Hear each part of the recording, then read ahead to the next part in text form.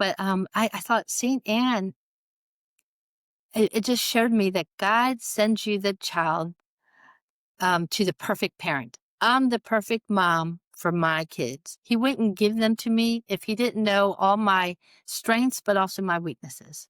And so those kids that he sent me can deal with my weaknesses and benefit from my strengths, right? And I think Saint Anne, through praying to her about that, that's kind of what she was telling me. Like, God has sent you the perfect children or child for you. You're not going to mess them up. He knows Mm. what your foibles are. He knows your faults, and your children will be fine. They're going to be fine, right? So, embrace the parts of you that your mother showed you and how to be a mom.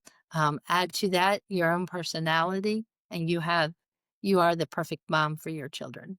And I think that is something. Saint Anne and I, she's just always been with me. When I was in the convent, that was my religious name, Sister Anne Joachim, because I was Mm. so homesick.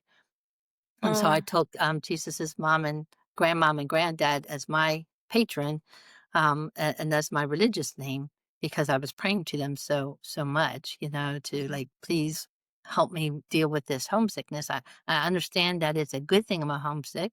It means that I love my parents greatly and I'm greatly loved. But if I'm going to do this, I need for that empty pit stomach feeling to leave, and Yeah. and they just always have been they've always had my back. Saint Anne and Saint Joachim, and, so she's always been the one that I'm kinda like, "Mom, Mhm. please, Saint Anne, help me figure this out," and so that's the lesson that she really, hammered home to me, I think, in prayer one time, is that you got this, and God would not send you a child that couldn't survive your faults, you know? Mm. So, they're perfect for you.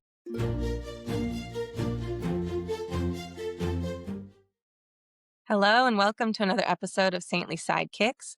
With us today is Kelly Guest, who wrote a wonderful book about saintly women. It's called, and I'm going to read it to make sure I don't get the title wrong, Saintly Moms 25 Stories of Holiness. Such an amazing idea for a book. Just what could you want more than that? And she is also, if you can believe it, a mother of 9 children. So, an amazingly strong woman, just having accomplished that. And we're going to chat with her today about a couple different saints. And Kelly, for those of us who don't know you, would you introduce yourself and just tell us a little bit about you? Sure. So, let's see. I grew up in a great devout Catholic family. My mom and dad were wonderful. My dad, I grew up right after Vatican II. So my dad would send me this, well, we went to church, to Sunday school, and then came home and went over to Baltimore Catechism with me. So I had a great foundation for my faith. My senior year in college, in high school, not only was I looking at colleges, but convents. I looked into Mother Teresa's order and realized that they don't have hot running water in their convents. And I thought, Lord, I love you, but not enough to take a cold shower for the rest of my life. I'm so sorry. But I really thought I wanted to be a missionary sister. Dominican Sisters of St. Cecilia came and took over an all girl Catholic school that was failing in my town. And I fell in love with them. But I didn't think I wanted to be a teacher here in the United States till my dad said to me, you know what, this land, the United States of America, is the real missionary land. These girls have everything and it gets in their way to see God. So if you want the real challenge, you just stay here in the States and teach these girls. So it's enough to urge me to go visit convent. And I did end up entering Nashville Dominicans. And I stayed with them for 5 years, had made vows, temporary vows for 3. And at the end of those temporary vows, Mother and I decided that it was indeed God's will that I head home and see what else He had in mind for me. And that was marriage. I met my husband probably just 2 weeks after I got home from the convent. But we got married about 3 years later. And yeah, today we have 9 children. My oldest son is just announced that they are expecting their second baby. So he got married 3 years ago now. And he's 30. I'm sorry, Nate, for telling everybody that. And then my youngest is a junior in high school. He's still living at home with me and my husband, and I have one other son at home with us. He's in college, but he's commuting this year. So, yeah, so I went from none to nine with for, having, children, um, that have been keeping me very busy. Definitely God had something else in mind for me, like mother said when, she told me it was time to go home and see what God had planned for me. So, That is an amazing story. I didn't realize that you very seriously were considering becoming a nun. That's so obviously if you were wanting to be a nun and then you switched and got married, was like having kids something you were excited about, or was that something yeah. that the Lord really had to work on with your heart? How did that go? So I think, I mean, even from a young age, like I always thought that either I'd be a sister, a nun, or have like a Brady Bunch. I wanted like six children, three boys, three girls. So it was always that dichotomy. Um, so when I was a senior, I didn't really know what I wanted to be. I didn't have like a job in mind that I wanted to be. So I looked into convents too. And and then when I was in the convent that last year, so I was 2 years in a novitiate and then 3 years under vows, temporary vows, but that last year under vows, I started getting a desire to marry, and I really thought it was Satan tempting me Mm. to marriage so that I wouldn't renew the vows, and I told mother about it somewhere around Christmas, um, 'cause I was considering maybe going home with my family when they came to visit at Christmas, and she told me, "You promised 3 years to the Lord. He'll give you the graces to fulfill those vows. So keep Uh, doing what you're doing, live the life, keep praying, and we'll revisit this when your vows get closer to being up." And so, about 2 weeks away from renewing my vows, I went back to visit her, and I told her I was just crying. I was like, "I've been praying so hard, and the temptation isn't going away, and I think it's Satan, and I don't know why God is allowing me to suffer this." And she said, "It's not Satan, and God's not allowing you to suffer. He is trying to let you know now it's time. Now it's time to go home and see what else he has in mind for you." So I packed my few belongings and headed back home to Maryland from Nashville. So, and yeah, I had a cousin who was in the Marines during Desert Storm, and I turned 21 in the convent, so he actually said, "Let's go out," and, he took me out, and he, wouldn't let me go home unless I danced with someone. I had to ask, somebody to dance with me, so I went up and asked this cute guy, he was watching the baseball game, if he would dance so I could go home. And, yeah, and the funny thing is I told the Lord, I said, "Okay, so I know I'm going to get married now, and so I won't fall in love with the first guy like, I'm not so desperate to fall in love with the first guy I married." And basically, I fell in love with the first guy I married. So I never told the Lord what you're not gonna do.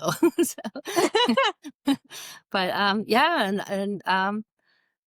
I don't know. I just fell in love with them, and the funny thing about it is, our first fight, I guess, that we had, when we were talking about getting married was about children because I told him my desire to have 6 children, and he's like, "Are you crazy? Like 2, 3 at the most." And, he's not Catholic. So I said, "Well, I'm Catholic, like, and there's nothing I can do about it. We'll just have to." He goes, "Well, I'm not Catholic." And I said, "Well, if you're gonna be with me, you got to." And I gave him Humane Vitae to read, and he read it, and he came back and he said, "That's kind of impressive. I'm impressed with some of the, quotes from your saints, the church fathers, and scripture." And he said, "This makes sense." And he said, "Okay, let's see what God has in mind." He said, "But I'm kinda hoping for 3."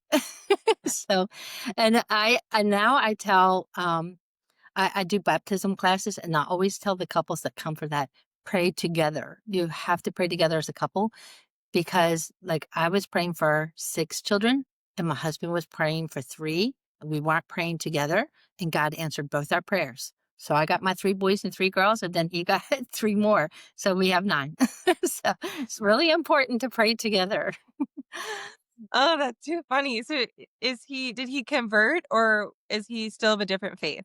Yeah, I always tell him he's Catholic, he just doesn't know it yet. He goes to mass with me. He started off going with me mostly to kinda keep the kids corralled and quiet, but they're older now, and he still goes to church with me, um, I don't know. I just know that one day he'll receive the fullness of faith so that he can receive Jesus in Holy Communion.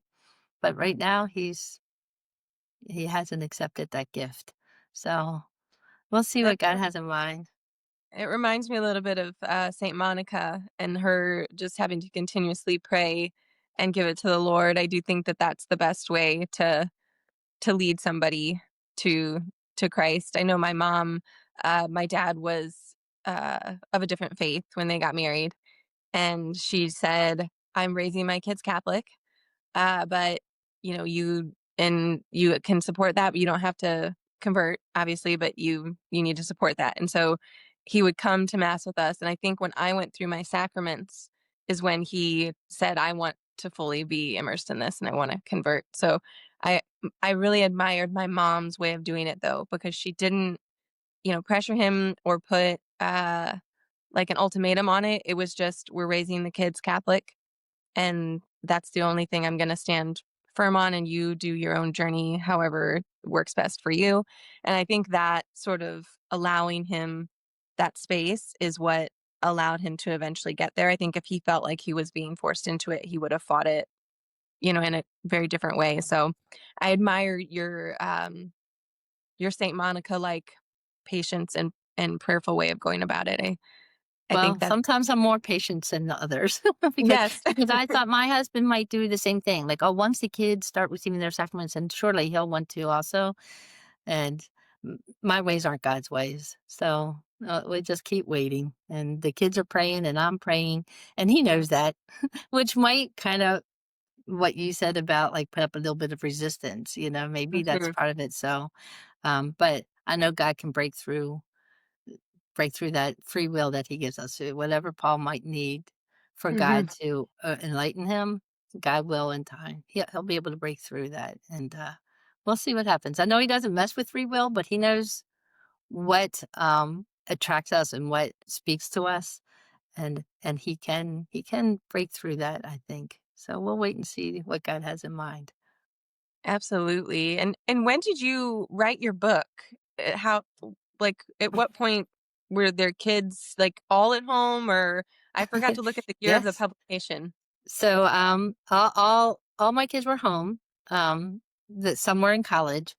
And I always so around child number 3, uh, things got crazy for me, and, she was a very strong-willed little girl, so all my friends on the beach are reading these romance novels, and I'm reading Dr. Dobson's How to Raise a Strong-Willed Child and all this, and then I started reading saint stories, mommy saints, because I didn't feel like I was the mom I wanted to be. I just didn't feel good about myself as a mom because then I had another one, and now I'm like really like, oh, this is chaos. And Mhm. um and then I started thinking, well, I'm gonna start taking notes because surely um I'm not the only mom who feels this way. And I'm getting so much inspiration, encouragement from these saintly moms, and I had no idea there were so many. Like, I knew about Saint Gianna, I knew about Saint Monica, Saint Elizabeth Ann Seton, but there are a lot. Like, our Sunday visitor told me to cut it down to 25, but I had over 40, and so they just had me choose 25 of them. But I always thought one day when the kids are all grown, I will write this book. But I was blogging for CatholicMom.com, and I got an email saying, our Sunday visitors looking for a book idea. So if you have a book idea, here's where you can submit it. I'm like, Is it time, Lord? Because I'm still homeschooling 4 kids, but 2 are twins. So it's really like 3. So um, could it possibly be the right time. And so I said, well, you know what? I'm just going to submit the idea. And if it is, Lord, you will let me know. And they'll say, okay. And you will help me find the time to do this. If not, that's okay too. When the last one is in college or out at home, then I will, or at least I'm not homeschooling, then I'll write the book. And I got email back about 2 weeks later saying, yes, yes, yes, yes, this is a great idea. And we want to see your ideas for it and what you have. So, yeah, so it was, 2020 is when it came out, right, around the time of COVID, and so, and I'm you know what, I'm not even sure. I think it might have waited till 2021 before it was actually put onto the market because of COVID. Mm. So, but, yeah, I mean, I was like, "Okay, Lord, now we gotta do this, like, you're gonna have to help me find time," and the cool thing was because I was homeschooling, the very beginning of the, chapters, each chapter are quick facts, so it's just like when they lived, how many children did they have, what were their children's names. I gave that as assignments to my children as part of their religion. So they would have to look up on the internet or something, just find out when they lived and when, so they had like this little 3 by 5 card with the name of the saint on it, and they had to find this information, quick little facts for me. So, um, and most of it, I got the go ahead in like a July, so I tried to write as much of it as I could. I had the notes; it was just a matter of writing it in paragraph form and then doing a reflection. Because what I wanted to do is take those women who, even though they may have lived hundreds of years ago, they still spoke to me today. And so, how do they relate to us now in our situation? Is what I wanted to get out in the book, and that was the part that probably took a little bit longer, reflecting on their lives. Yeah. What a great project. I was not aware that there were 40, saintly mothers. That blows me away. I did not realize that. Even 25 feels like a lot because I know I don't know all 25. I definitely need to read that book because you're right. We're all my mom actually said this to me, uh, I think it was yesterday, and she said, "You're at the stage in life where everything feels like it's too much, and you feel like you're doing everything wrong, and you don't know where your place is," and she said, "But you're not alone, and every mom has those moments in this stage of life when you're raising these little children that every day give you something that you don't understand." A Yes, different phase of development, a different, um, just it's so much, and it should be, you're raising children, and it shouldn't be easy. If it is, then I think maybe we're not doing something right? So I'm glad for it, but I think a book like that, so many people would be hungry for and benefit from just pouring over people that are already in heaven now and what they experienced and how on earth they made it through. yeah. And even more than made it through to such an extent that now they're in heaven with God. That's right. So They didn't I'm just survive motherhood, they thrived in it. And yeah. how did they do that, And it's everything from, like, elderly mothers in the sense that, like Saint Elizabeth being advanced in years to, the single mom, Saint Geneva, who, conceived, through a sexual assault. I mean, Mhm. so and kept her child. It's amazing to see all these strong women and how they became saints and their children being inspired by them. I always say, I hope that my kids become saints being inspired by me, not in spite of me. But there were days where I definitely thought it might be in spite of me. And and I don't these women just really do give us the encouragement and the inspiration that we need, that it's okay. Especially Saint Anne, my patron saint. That's my middle name is Anne. So Saint Anne's been with me from the very beginning. And I think that's something that I really learned from her is that she God gave her the Blessed Mother to raise, right? So Mm, even though she was without original sin, she learned how to be a mother from her mother. Like Our Lady mm, learned how to be a mom from St. Anne. And I learned how to be a mom from my mom. Now, my mom, there were some things that she did that I didn't like, that I was like, I'm never going to do that with my kids. And then I find myself doing that with my kids, right? Some things that she would say, like, because why is a crooked letter? It can't be straight. And I'm like, what the heck does that mean? I will never say that to my kids. But when the kids keep saying why, what comes out of my mouth? Because why is a crooked letter? It can't be straightened. And so, but then there's a lot of beautiful things about my mom. My mom is very generous. She is got eyes that just see the good in people. She just and so I wanted to be like that. I wanted to be the mom that could see the good in the kids and praise the good, and when necessary to correct them. But I thought Saint Anne, it just showed me that God sends you the child to the perfect parent. I'm the perfect mom for my kids. He wouldn't give them to me if he didn't know all my strengths, but also my weaknesses. And so those kids that he sent me, can deal with my weaknesses and benefit from my strengths, right? And I think, Saint Anne, through praying to her about that, that's kind of what she was telling me. Like, God has sent you the perfect children or child for you. You're not going to mess them up. He Mm. knows what your foibles are. He knows your faults, and your children will be fine. They're going to be fine, right? So, embrace the parts of you that your mother showed you and how to be a mom. Add to that your own personality, and you are the perfect mom for your children. And I think that is something. Saint Anne and I, she's just always been with me. When I was in the convent, that was my religious name, Sister Anne Joachim, because I was Mm. so homesick. And so I Oh. took Jesus's mom and grandmom and granddad as my patron, and that's my religious name because I was praying to them so much, to like, please help me deal with this homesickness. I understand that it's a good thing I'm homesick.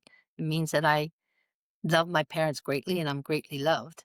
But if I'm going to do this, I need for that empty pit stomach feeling to leave, Mm. and they just always have been they've always had my back. Oh, St. Anne and St. Joachim. And, so she's always been the one that I'm kinda like, "Mom, Mm. please, St. Anne, help me figure this out." And so that's the lesson that she really, hammered home to me, I think, in prayer one time, is that you got this, and God would not send you a child that couldn't survive your faults, you know? Mm. So they're perfect for you, and just keep doing your best. Let God do the rest. So, That's so beautiful, and it's so hard to remember, but it's so true. And, it wasn't didn't Saint Anne she didn't conceive until she was a little bit older, is that correct? yeah, yeah, so we don't know a whole lot, of course, but, Okay. there were 2 mystics, Sister Mary of Jesus, she's a venerable, and, Anna Catholic Anne Catherine Emmerich, who is a Mm. blessed. They had visions of Mary's early childhood. And then there's a Gospel of St. James, which isn't inspired by the Holy Spirit and probably not written by one of the apostles, but still nonetheless considered valid, Mm. And so they tell us that she was older, her and Joachim. They were known for their charity, but also their neighbors and all wondered why they could not conceive, why they were childless. Because Mm. in ancient Jewish times, that was children were a sign of blessing from God, so why weren't they being blessed? And it caused great shame to Saint Joachim, especially because he was among the men, and like, you're not a godly man. And it was even made known through the visions that these holy women had, that when he went to the temple to offer sacrifice, the high priest would not allow him to do so because he considered him sinful and not Mm. worthy to offer sacrifice on the temple altar. So, it was at that time where angel, probably Gabriel, appeared to Saint Anne to let her know that she had already conceived indeed, and that the child within her womb would be called Mary, because from Mary means bitterness. From their bitterness and in Joachim's would come the glory of the world. And so, um, yeah, so Anne and Joachim, after many years of infertility, conceived Our Lady, who would eventually give birth herself to the Savior of the world. So, and because of that, Saint Anne is the patron saint of minors, and I never really understood that until I wrote this book. I had to figure out, why is she patron saint of minors. But they said Mary is silver and is gold, and she was the mine from which they came forth. So minors pray to her to bring forth from their minds what is precious. And so that's how she got to be the patron saint of minors, along with grandmothers, of course. So Wow. it's crazy. I that's I didn't know that Mary meant bitterness and Oh, I mean, that's such a for so many people that through your suffering, there can be glory given to God, and that these people that even the temple, you know, authorities wouldn't allow him like, they were considering him a sinful man, and from him came the mother of Yeah, God. God. I love it. Right. It Oh, is a beautiful, lesson for us, right? That God will bring glorious things from our suffering if we just mm, allow Him to. So, oh, yeah. thank you for that. I cannot wait to read your book entirely because even that just a little bit is so helpful to me in the way that I picture just our humanness is okay. And just like you were saying, that each child that we've been given has been given to us with God's full knowledge of how imperfect we are. And that he knows, and that it's in the same way that Saint Anne and Saint Joachim had to, if we just trust that God trusts us, I think that's where so many of our issues come into play when we're trying to take over and be what God has already come in and healed for us. I just need to trust Right. that. I'm telling myself that right now. I need to And trust you will that tell I can do yourself this. that over and over and over again every day. Oh, it's so true. And, the other saint that you had mentioned when we were talking earlier, and I'm gonna try and say it right because I had never heard of her, and so I'm very excited about this. Saint Anna Maria Taji? Yes, Is perfect. that how And you say it? Maria Okay. Taji. Yeah. Can you tell me a little bit about her? I'm so excited because I had never even heard of her before. So, she's a blessed, actually. She has Oh, not bless it. gotten, Right. canonized. So some of the women in my book are on their path to sainthood. There's some venerables, a servant of God. She's one of the blesseds. Um, so she was, a normal everyday woman of her time. She lived in Italy. She loved being married. She loved dressing up and going out. Her husband was a servant of the Prince of Italy, and also they were pretty well off. She loved going to shows and such like that. She got the opportunity to go to Rome and to St. Peter's, and had a conversion there, where she realized that she was living more for herself in the world than she was for God. Mm, And so, after much prayer about this and talking with her husband, said that she really felt the need to live a more simple life, in conjunction with what God was calling her to be, and wanted to renounce some of her worldly possessions and stuff. And he blessed that. He said that was fine. So she started dressing more simply. Um, there were times where he would want to go to a show, right? And so she still would. She would honor her husband and go mm, to the shows with him, go to parties with him.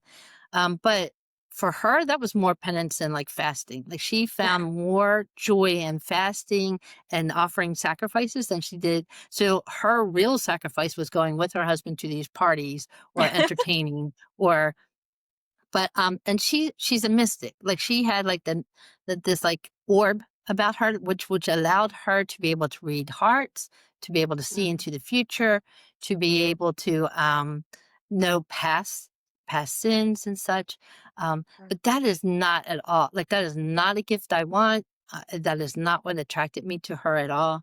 What attracted me was the fact that um, she was just such a great mom in that she kept her kids busy, but not with like sports stuff like we tend to do now. It was with charitable works. So she would take them to mm, the hospitals to visit the sick or to the homes of those that were shut in. Her daughter tells a story about how her mom would visit a woman with cancer and change her bandages. And the daughter would be with her and she's like, I couldn't stand the smell or the sight of it. And she asked her mom, how how do you do that? And she said, our Lord's wounds were worse. And if I could do this for Jesus, I can do this for her. And I tell you what, dear daughter, that woman is bound for heaven, right? mm, So I will gladly change the bandages of a saint. And mm, so those kind of things that she was teaching her children. But I think what speaks to me now about her is that I'm getting close to being an empty nester, right? So I mm. am from making just this time last year. I was making dinner still for eight, and I only had one married child. But during the summer, well, I had two that got married this past year, and then I got three that went off to college. And so Oh, I went from making dinner for eight to making dinner 3.5 because half the time my son isn't home, so the one that's in college. But, I see the future of being just me and my husband, and, ah, so I've been praying to her already, like, "Help me, be a good wife to him," because her husband was kinda gruff. He, I mean, he spent all day serving a prince, and that probably was a kinda rough job, and he would complain about that. He might complain about some of the people that he had to work with. He did not have good language. He did, Mm, um, and so she never corrected him in a way that he recognized. He even said in her, like, biography that was written about her after she died, she had a way of correcting that you didn't know you were being corrected, you know? So I was like, mm, "That's the gift I want." I don't want the silver orb. I don't wanna see people's souls. Give me the gift to be able to correct without even them realizing I'm correcting them, be it my children or my husband, right? To be able to gently lead them to the person that God is calling them to be. Um, and she, because of her wisdom, would be visited by bishops, by priests, by royalty. But when her husband came home, even if she was in the parlor and talking with them and giving them spiritual direction, she would excuse herself and go into the kitchen and prepare him a little snack, I guess, and ask him about his day and was attentive to him. Everything else stopped mattering, and she went to be with him. And it didn't matter if it was the Pope himself that was with her. Her husband became the most important thing when he came home. And sh I'm ashamed to say I don't do that. If whatever I'm doing, I'm still doing when he gets home. When I finish, I'll talk to you then. And blessed Anna Maria, she tells me differently. That's not the way it should be. I should be happy to go see him and find out how his day went, right? So she has, in her example, shown me how to be a better wife and what I need to work on, especially now that it's getting to a point where it's just going to be the two of us. So that she's is just a great saint. that's incredibly humbling, every part of it, that story, and, uh, I'm not good at that either. When he comes home, I usually have 3 children running around and screaming, and one of them is, climbing on a chair and jumping off of a table, so it's like, "Oh, you're home, cool, can you help me with this?" So that but I do think that there is value in when they come home making a big deal out of that, and I know that when I remember to go over and give him a kiss and say hi and give him a hug and just give him even just a little bit of my individual attention, that he's so much calmer, he's more, attentive to the kids, like, if I just give a little bit, even just a little, it's like, faith the size of a mustard seed, like, wife's love the size of a mustard seed has power even when it's just, like, the very little that I am able to give in the moment with all the chaos around us, that when I am able to give that little bit, it transforms him, and when I don't, I can see the I don't know what I can see the consequences of it, in the way that he then reacts to all of us. So that's very humbling to be reminded of that and that she would take that time. If I can take that time in my very little situation, if she's having an audience with someone like the Pope and still would direct her attention to him, and especially if he wasn't the most pleasant guy, you Right. know, I feel like that would make me feel very entitled to have bad behavior towards him, if that makes sense. If you're gonna be rude to me, why should I be nice to you? But again, like that's the Saint Monica and Saint Anna Maria, this humility that I just don't have and hopefully one day will. But this humility to say, even when I'm not being treated the way I would like to be, I will continue to be the example of what this ought to be, you know? And, it doesn't mean we should, put up with abuse or anything. That's not what I'm advocating for at all. But that, like you were saying, to correct in a way that they don't even know instead of in a way that makes them want to be defensive, or puts them on their guard in a way that's not going to be helpful for anybody. Oh my goodness. I'm right there with you. I want that. I want that ability. Well, I think you are, wise to realize it already. It took me way Oh, too long to realize, that instead of asking him for help, that if I did stop and give him that hug like you said, and a little kiss and like, "So nice to see you," I probably wouldn't even have to ask, because then he'd be happy to help, and I would have never mhm, had to ask, right? And I because I was so wrapped up in the kids and then getting dinner and whatever else that I felt like I needed to do, he learned to kinda entertain himself. So he mm, and so now that the kids are gone, he's off by himself because that's the way it's been for the last 30 years. mm, And I'm like, "Wait a minute, give me attention." Well, I didn't give him attention for the so it's so wise of you to realize this early on in your motherhood that I still need to what little I have, share that with him, even if it's not as much as I would like. It is so important for us to still be couples, not just mom and dad all the time. So making time for them and not just like for a date night once a month or something, but just in that brief little moment of when he first walks in the door to be able to mhm. say, "It's so nice to see you. How was your day?" You know? So for you to realize that early on, like that's a beautiful thing, and your marriage is gonna be blessed because of it, so, Well, yeah. I realize it in my head. It does not always happen in reality. Isn't that the truth?